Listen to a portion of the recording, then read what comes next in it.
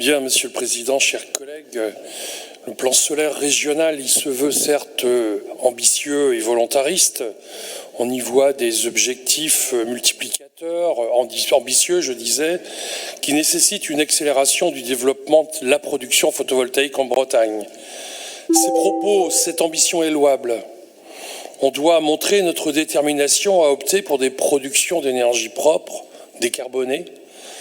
Pour autant, en avons-nous les moyens? Je veux parler des moyens techniques, du terrain, administratifs même. Les freins sont là, nombreux. Les délais sont longs sur la conception-réalisation, voire la connexion au réseau. Pour obtenir un champ photovoltaïque, il faut un peu d'espace, et pas essentiellement des toitures. Les terrains susceptibles d'y répondre ne sont pas légion. Leur classement urbanistique est un premier frein. La notion d'orientation et de connexion en sont également. On ne trouve pas vraiment un partenariat franc et facilitateur auprès des acteurs publics. On doit reconnaître qu'un champ photovoltaïque n'a rien d'esthétique dans un environnement naturel. Mais je dirais, il faut savoir ce qu'on veut. Mobiliser des délaissés pour produire du photovoltaïque ne devrait pas systématiquement se heurter au principe d'incompatibilité avec l'environnement et la biodiversité.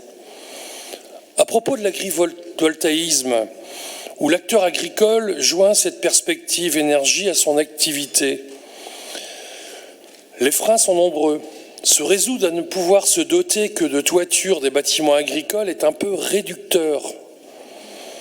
Tout d'abord, il faut quasiment du neuf pour supporter la charge. Et ensuite, on pourrait imaginer des complémentarités avec l'élevage. J'ai encore assisté ces jours derniers à un avis défavorable des services de l'État à l'installation d'abris à volailles avec toiture photovoltaïque, au motif que ces installations ne sont pas nécessaires à l'activité agricole, que l'intérêt indiscutable du dispositif pour l'exploitation n'est pas démontré. On n'avance pas dans ces conditions. Je comprends que la région propose que toutes les toitures des lycées accueillent du photovoltaïsme. Ça aura valeur d'exemplarité, même si, effectivement, on n'atteindra pas un équilibre entre la production et les besoins en énergie des seuls lycées.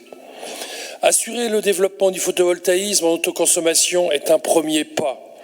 Accompagner les territoires et leurs acteurs en est un second, afin d'apporter des réponses concrètes aux écueils qui se dressent. Débloquer ces sujets permettrait d'aller vers plus d'autonomie énergétique. Tout, on le veut, on le souhaite. Allons-y. Merci.